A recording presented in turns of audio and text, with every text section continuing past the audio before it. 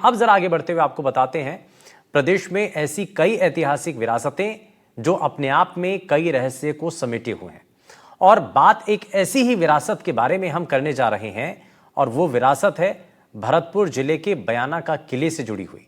दरअसल इस किले को लेकर के कई कहानियां हैं। ये किला अरावली पर्वत की चोटी पर स्थित है, लेकिन ये ऐतिहासिक जो पुरातत्व विभाग और सरकार की उपेक्षा का ये किला जो है वो शिकार होता हुआ दिखाई देता है। क्यों ऐसा कहा जा रहा है वो भी हम आपको बताएंगे, लेकिन प्राचीन काल के गौरवशाली इतिहास की यादों को समेटे हुए इस किले का जीर्णोद्धार करने की जरूरत है। और क्यों ये कहा जा रहा है कि इतनी दयनीय स्थिति में किला आ चुका है। कभी एक समय में इसका समृद्धि इसकी नजर आती थी, इसकी जो बड़ी बड़ी दीवारें हैं वो गवाह हैं इस बात की कि जब ये किला अपने संपूर्ण रूप में था तो कितना वैभवशाली ये नजर आता था, लेकिन आज सिर्फ इसका ध्यान न रख पाने की वजह से ये कितनी जीर्ण शीर्ण अवस्था में जा चुका है, कितनी खराब अवस्था में जा चुका है। इसी को लेकर के हमने एक रिपोर्ट तैयार की है। आपको बताते हैं बयाना के किले के बारे में, क्या इसका इतिहास था और आज इसकी स्थिति इतनी खराब क्यों हो चुकी है, क्या इसमें सुधार करने की जरूरत है, लोगों का, एक्सपर्ट का इस पर कहना क्या है। इसी से जुड़ी हुई एक रिपोर्ट हम आपको दिखाते हैं।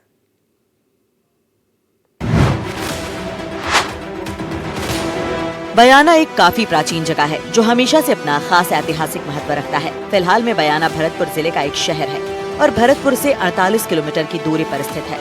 यहाँ एक विशाल किला है जो प्राचीन है, साथ ही काफी बड़ा भी है। आपको बता दें कि बयाना किले का संबंध बाणासुर से भी रहा है, इसलिए बयाना को बाणासुर की नगरी के नाम से जाना जाता है। इस किले का निर्माण बाणासुर के द्वारा करवाया गया था, लेकिन बाद में इस किले का पूर्ण तरीके से निर्माण राजपूत शासक विजयपाल ने 1040 में करवाया था। इस किले के निर्माण में उपयोग की गई तकनीक और सामग्री इसे मध्यकालीन भारत के सर्वश्रेष्ठ किलों में शामिल करती है।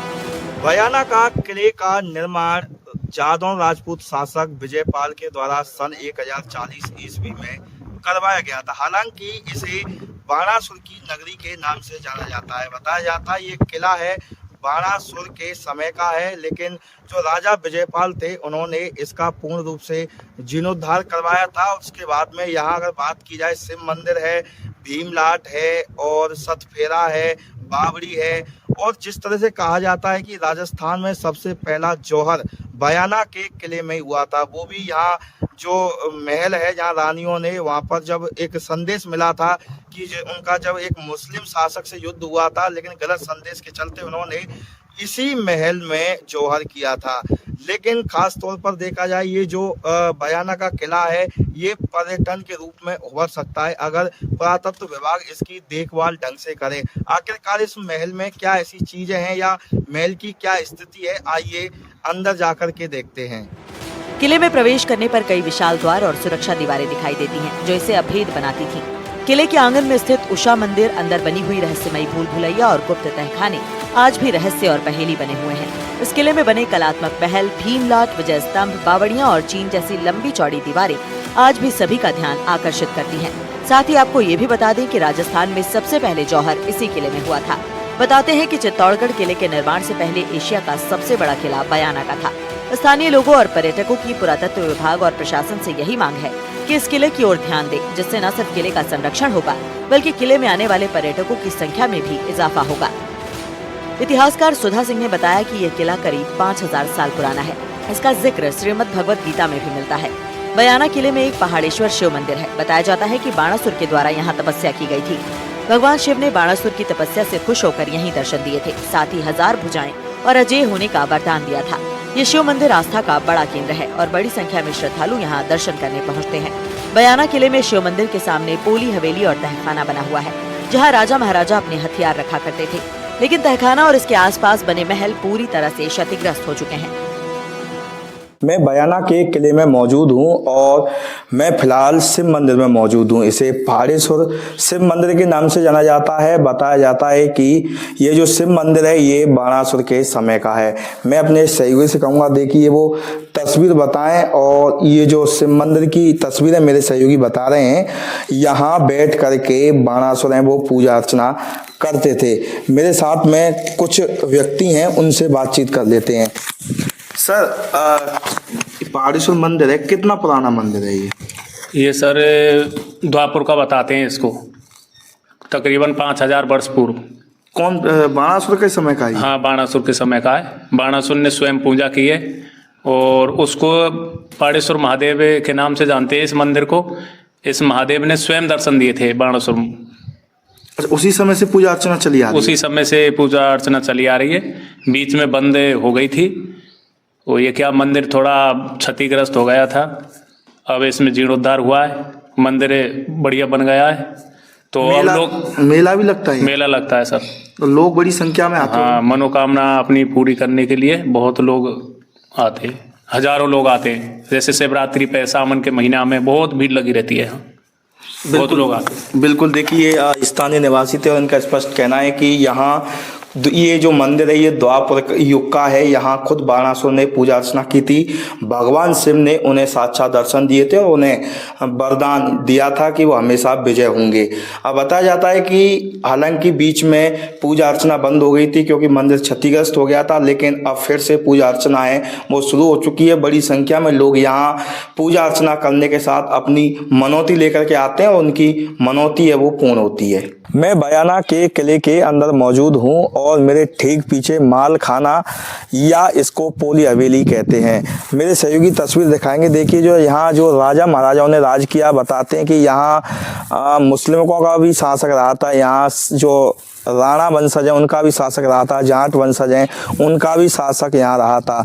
ये मेरे जो सहयोगी हैं वो दिखा रहे हैं, ये माल खाना था।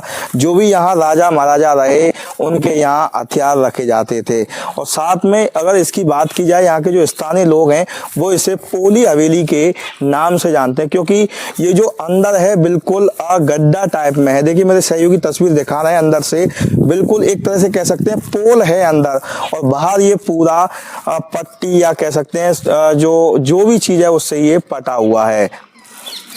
इसे भी बड़ी संख्या में देखने के लिए जो पर्यटक हैं वो पहुंचते हैं। किले में जो महल बने हुए हैं कह सकते हैं, मेरे सहयोगी तस्वीर दिखा रहे हैं। देखिए महल हैं या जो तय खाने बने हुए हैं, माल खाने बने हुए हैं, उनकी जो दीवारें हैं वो पूरी तरह से क्षतिग्रस्त हो चुकी हैं। जो पुरातत्व विभाग है इसकी देखभाल करता है, उसका बिल्कुल भी इस ओर ध्यान नहीं। आप देख सकते हैं कि जो ये ऐतिहासिक धरोहर है, लेकिन ऐतिहासिक धरोहरों का संरक्षण नहीं किया जाएगा तो आने वाली जो पीढ़ी है वो इनका सिर्फ नाम सुनेगी और इनको देख नहीं पाएगी। लेकिन अभी भी समय है, अगर पुरातत्व विभाग, जिला प्रशासन या राजस्थान सरकार इन महलों के जीर्णोद्धार के लिए काम करे तो कहीं ना कहीं ये जो ऐतिहासिक धरोहर है उन्हें बचाया जा सकता है। बड़ी संख्या में कह सकते हैं कि बयाना के किलों को देखने के लिए लोग तो आते हैं, लेकिन यहाँ एक तरह से सरकार के द्वारा या पुरातत्व विभाग के द्वारा कोई पहल नहीं की जा रही है। बयाना किले में एक रहस्यमयी बावड़ी है। बावड़ियों का इस्तेमाल पीने के पानी, कपड़े धोने, नहाने और फसलों की सिंचाई के लिए किया जाता था, लेकिन अब ये बावड़ी पूरी तरह से झाड़ियों और पेड़ों से ढकी हुई है।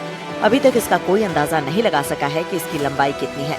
लोग अब इसके पास भी नहीं जाते। लोगों का कहना है कि जब कोई व्यक्ति इसके नजदीक जाता है तो ऐसा लगता है कि ये बावड़ी उसे अपनी ओर खींच रही हो।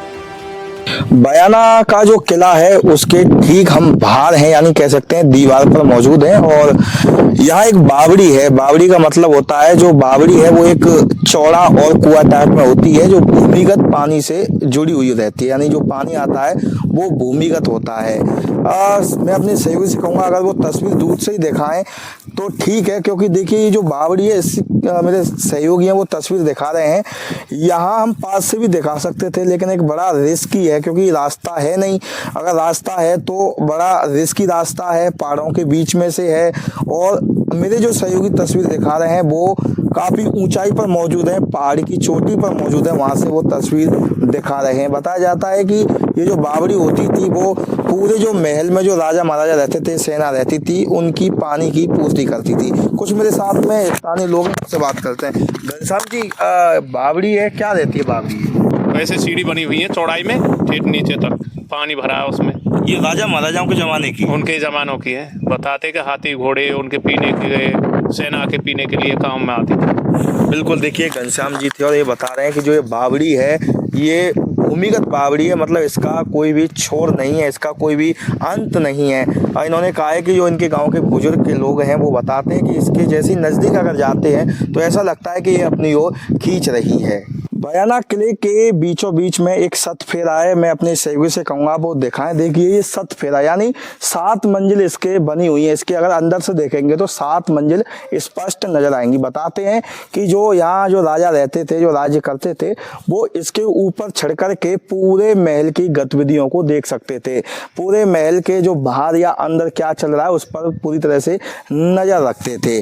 और बताते हैं कि अगर कोई राजा दूसरा आक्रमण भी करता था तो अन्य जो राज्य रहता था वहां भी इसके माध्यम से संदेश पहुंचाया जाता था। बयाना किले के अंदर लाल पत्थर से बनी एक ऊंची लाट यानी कि मीनार है, जिसे भीमलाट या विजय स्तंभ के नाम से जाना जाता है। राजा विष्णुवर्धन द्वारा पुंडरीक यज्ञ के समापन पर इस स्तंभ को बनवाया गया था। भीमलाट के सामने एक लोधी मीनार या सतफेरा भी स्थित है। इसका निर्माण शाह इब्राहिम बिन सिकंदर बहुल शाह ने लाल बलुआ पत्थर से करवाया था। बताते हैं कि इसके अंदर 7 मंजिलें बनी हुई हैं, इसलिए इसे सतफेरा कहा जाता है। यहाँ जो भी राजा राज्य करता था वो इसके ऊपर से महल के आसपास के साथ पूरे क्षेत्र का नजारा देख सकता था। चित्तौड़गढ़ के मशहूर जौहर से करीब 250 साल पहले इस किले में सबसे पहले सामूहिक जौहर हुआ था। जानकारी के मुताबिक महाराजा विजयपाल का 1045 ईस्वी में अबू बकर शाह कंधारी से घमासान युद्ध हुआ था। महाराजा विजयपाल की विजय हो गई, लेकिन गलती के चलते उनके सैनिकों ने जीत की जगह हार का झंडा दिखा दिया, जिससे ये लगा कि महाराजा विजयपाल की हार हो गई है। और इस वजह से 360 रानियों और दासियों ने इसी किले में जौहर कर प्राण त्याग दिए थे। ऐसा कहा जाता है कि आज भी यहाँ जौहर करने से पहले जब रानी ने अपने सिर और हाथ दीवार से लगाए थे, उनके निशान मौजूद हैं।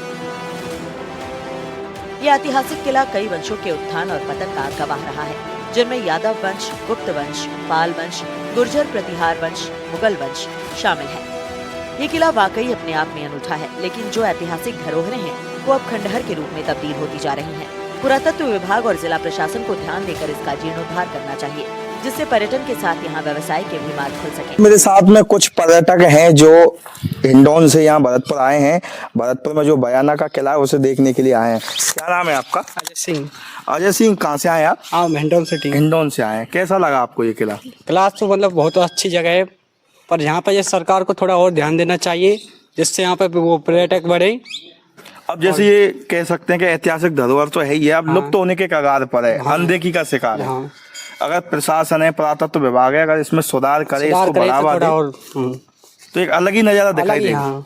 आपका क्या नाम है? सोनू। आपको कैसा लगा ये? बहुत अच्छा लगा ना घूम के, और बहुत अच्छी जगह है यहाँ पर। और भी कल्याण वो होगा तो इस पे पर्यटक घूमने के लिए और भी आएंगे, और इसमें और भी काम चलेगा, और बढ़िया वो होगी तो इसमें और अच्छा लगेगा घूमने।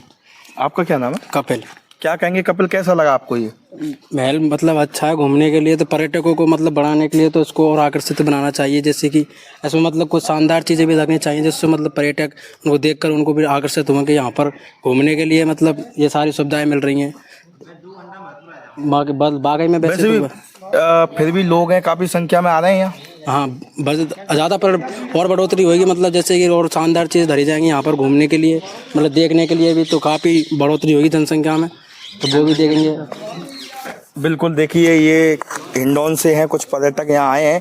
इनका स्पष्ट कहना है कि पुरातत्व विभाग जो इसकी देखभाल करता है, या जिला प्रशासन है, राज्य सरकार है, उसको बढ़ावा देना चाहिए। जो ये ऐतिहासिक धरोहर है जो क्षतिग्रस्त होने के कगार पर है, या कह सकते हैं लुप्त होने के कगार पर है, इसकी ओर ध्यान देना चाहिए, इसका जीर्णोद्धार कराना चाहिए, जिससे पर्यटक और अधिक संख्या में यहाँ पहुँचे। आपको